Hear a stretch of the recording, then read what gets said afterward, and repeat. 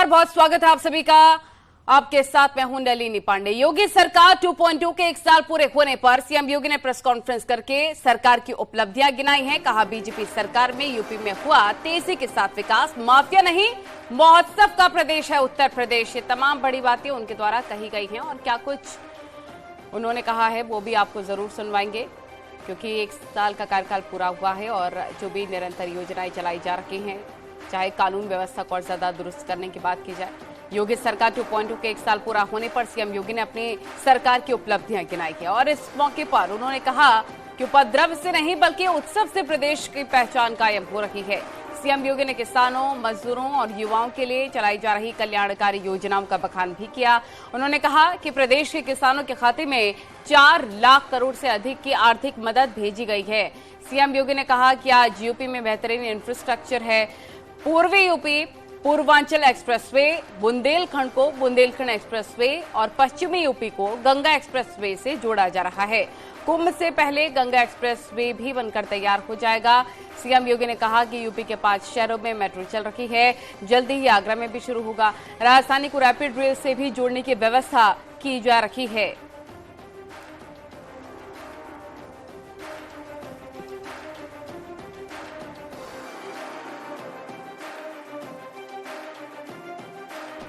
कानून व्यवस्था कैसे होनी चाहिए। उत्तर प्रदेश जैसे राज्य के बारे में लोग कहते थे यह संभव है, उत्तर प्रदेश की टीम ने उसे संभव बना दिया है। लेकिन इसके लिए प्रयास हुए। पुलिस की भर्ती पारदर्शी तरीके से संपन्न हो, यह उत्तर प्रदेश में हुआ। 1,64,000 से अधिक पुलिस की भर्ती की प्रक्रिया को पारदर्शी तरीके से संपन्न किया गया। न परिवारवाद न जातिवाद। उत्तर प्रदेश का हर नौजवान हमारे परिवार का हिस्सा है और उसे उत्तर प्रदेश के अंदर सरकारी नौकरी में जगह मिलनी ही चाहिए, यह भी करके दिखाया गया। पुलिस रिफॉर्म हो, इसके लिए प्रयास किए गए। 7 पुलिस कमिश्नरेट यह भी उत्तर प्रदेश के अंदर बने हैं।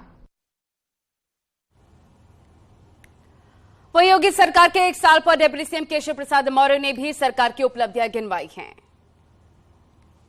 तरह से देखते हैं आपकी सरकार 6 साल पूरा हुआ है और यह 6 साल उत्तर प्रदेश को खुशहाल बनाने के लिए समर्पित रहा है, विकास में समर्पित रहा है, गुंडा राज के अंत के लिए समर्पित रहा है और आने वाले समय में और भी उपलब्धियों से लगातार कीर्तिमान बनता हुआ चला जाएगा। और जो विरोधी राजनीतिक दल हैं उनके सबके सामने यह संकट है कि आने वाले समय में कैसे राजनीति करेंगे। और उधर बीजेपी प्रदेश अध्यक्ष भूपेंद्र चौधरी ने सरकार के कामकाज की तारीफ की। उन्होंने कहा कि जनता के भरोसे पर योगी सरकार खरा उतरी है। आज जिस तरीके से 1 साल योगी सरकार का पूरा हुआ है, किस तरह से सर देखते हैं इसको? मैं उत्तर प्रदेश की महान जनता का अभिवादन करता हूं कि उन्होंने 5 साल पूरा करने के बाद योगी जी के नेतृत्व में दोबारा सरकार बनाने का अवसर दिया, हमें जनादेश दिया। आज सरकार का 1 वर्ष पूरा हुआ है तो पूरी सरकार ने जो जो काम पिछले 5 वर्षों के 1 वर्ष में किए हैं, जो जनता से जुड़े विषय हैं, हमने उसमें सब में बेहतर काम किया और सरकार पूरे रिपोर्ट कार्ड आपके माध्यम से जनता के बीच में लेकर आई है। और सरकार योगी जी के नेतृत्व में, मोदी जी के मार्गदर्शन में संकल्पित है कि प्रदेश की बेहतरी के लिए काम करें। सर अंतिम सवाल है, बसपा सुप्रीमो मायावती का ट्वीट आया है, उन्होंने कहा भारतीय जनता पार्टी स्वार्थ की राजनीति करती है। स्वार्थ की राजनीति कौन करते हैं, किस प्रकार से? आज तक भी बहुजन समाज पार्टी मायावती जी के परिवार से, उनके घर से, उनके भतीजों से आगे नहीं बढ़ पाई। हमारे लिए गौरव का विषय है कि हम अपने देश के प्रधानमंत्री जी आज गरीब कल्याण के लिए अंतिम छोर पर बैठे व्यक्ति के लिए काम कर रहे हैं। वहीं नोएडा के विधायक पंकज सिंह ने कहा है कि योगी सरकार सुशासन, विकास और रोजगार पर निरंतर कार्य कर रही है। सीएम योगी के नेतृत्व में सरकार विकास की नई इबारत गढ़ रही है। देखिए, जैसा यहाँ पर इस पोस्टर में ही है, सुशासन, विकास और रोजगार, तो इसको लेकर हमारी सरकार ने, योगी आदित्यनाथ जी, भारतीय जनता पार्टी की सरकार ने पूरी तत्परता के साथ काम किया है।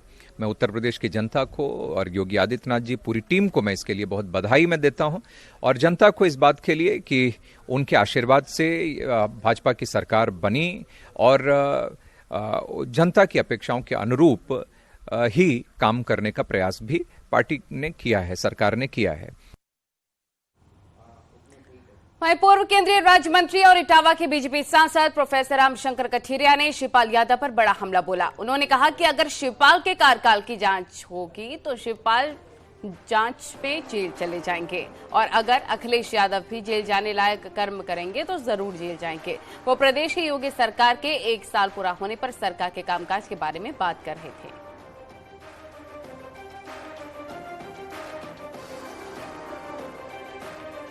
शिवपाल सिंह की जांच हुई ना तो वो जेल चले जाएंगे, भ्रष्टाचार का नाम लेंगे तो। जो उन्होंने किया है सबको पता है। हमारी सरकार की कोई जांच करा दे वो। तो उनका कहना है कि विपक्ष के लोगों को भाजपा कुछ भी करा सकती है, लगातार जैसे जेल भेज रही है तो सरकार ये तो गलत करोगे तो जेल ही जाओगे। अखिलेश यादव कह रहे हैं कि मैं भी जेल जा सकता हूँ, सरकार कुछ भी करा सकती है। नहीं, जेल के कर्म करेंगे तो जेल जरूर जाएंगे। और चलिए खबरों में आगे बढ़ते हैं। पंजाब के भगोड़े खालिस्तान समर्थक अमृतपाल सिंह को लेकर बहराइच में भारत नेपाल सीमा पर अलर्ट घोषित कर दिया गया है, और दोनों देशों की सीमा पर तैनात एसएसपी के जवान हर आने जाने वालों पर निगरानी रखे हुए हैं। सघन तलाशी अभियान भी चलाया जा रहा है। अमृतपाल सिंह और उसके साथियों का पोस्टर चस्पा करने के साथ ही सीमा पर सघन निगरानी भी की जा रही है।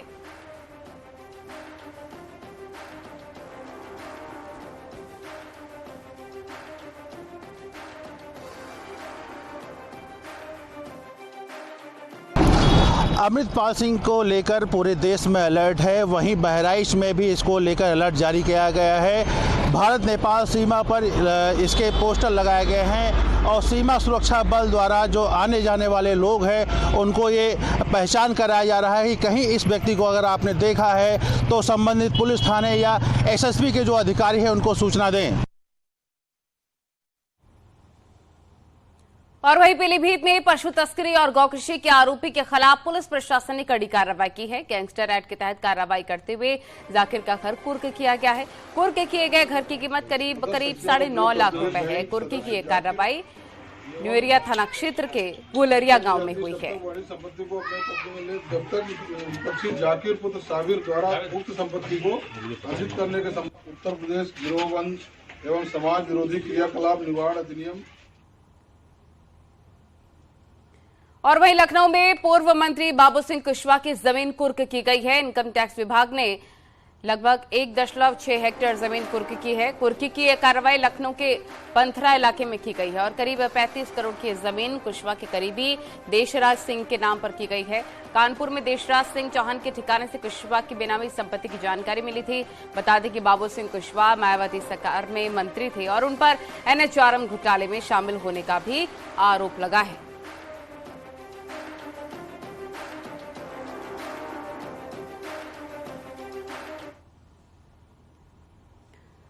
और जालौन में कारागार मंत्री धर्मवीर प्रजापति की मौजूदगी में अधिकारी सोते हुए नजर आए हैं। डीपीआरओ, डीएफओ, पीडब्ल्यूडी के अधिशासी अधिकारी समेत कई तमाम अधिकारी नींद की झपकी लेते हुए नजर आए।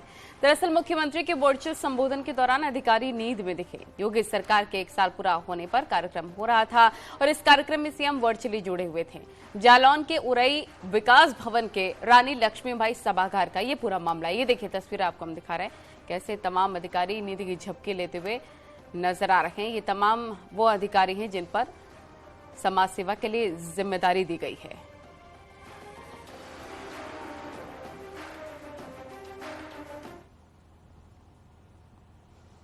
और वहीं देवरिया में ईंट भट्टे की दीवार अचानक से गिर गई। मलबे में दबने से 2 मजदूरों की मौत हो गई, जबकि 6 मजदूर गंभीर रूप से घायल हो गए हैं। हादसे का शिकार हुए मजदूर छत्तीसगढ़ के बिलासपुर जिले के बताए जा रहे हैं। हादसा रामपुर कारखाना थाना क्षेत्र के बभनौली कस्बे में एमएमटी ईंट भट्टे पर हुआ है। मजदूर भट्टे पर ईंट निकासी का कार्य कर रहे थे, और तभी ईंट भट्टे की दीवार गिर गई। घायल मजदूरों का मेडिकल कॉलेज में इलाज चल रहा है।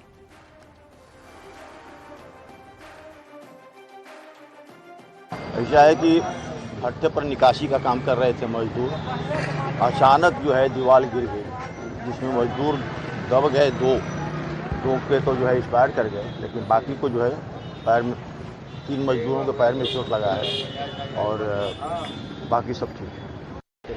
कोई ईंट भट्टा था, वहाँ पे दीवार गिरने से कुछ घायल हुए थे, जिसमें से यहाँ पे 5 लोगों को लाया गया था, जिसमें से 2 मृत अवस्था में आए थे और बाकी 3 गंभीर अवस्था में घायल थे, जिनका इलाज चल रहा है। और वहीं बलरामपुर में जमीन के विवाद को लेकर 2 पक्ष आपस में भिड़ गए, जमकर लाठी डंडे और धारदार हथियार भी चले। खूनी संघर्ष में 6 लोग घायल हो गए हैं। तस्वीरें आपको हम दिखा रहे हैं। घायलों में को लखनऊ ट्रॉमा सेंटर रेफर किया गया है। घटना ललिया थाना क्षेत्र के इमिलिया गांव की है। केस दर्ज कर लिया है पुलिस ने, पड़ताल शुरू कर दी।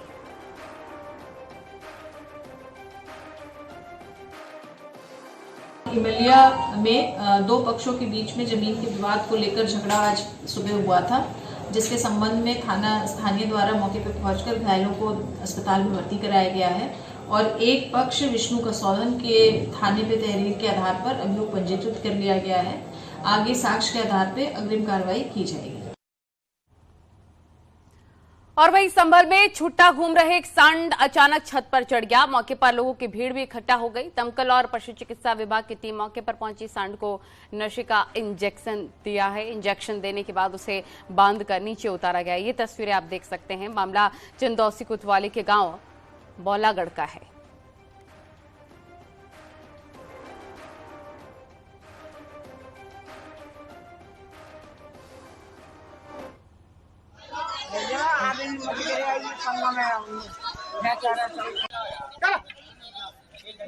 क्या करते हैं आपकी मदद से, क्या करते हैं? मैं कंपाउंड हूँ।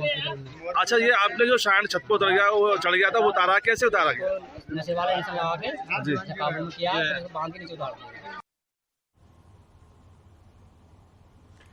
और खबर लखनऊ से, जहां पर थप्पड़बाज दरोगा का वीडियो वायरल हुआ है। ठेले को हटाने को लेकर दरोगा ने ठेले वाले को थप्पड़ जड़ दिया। वायरल वीडियो गोमती नगर के 1090 चौराहे का बताया जा रहा है।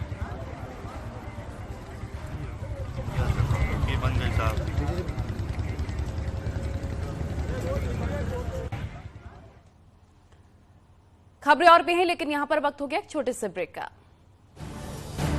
आप देख रहे हैं न्यूज़ 18 उत्तर प्रदेश उत्तराखंड।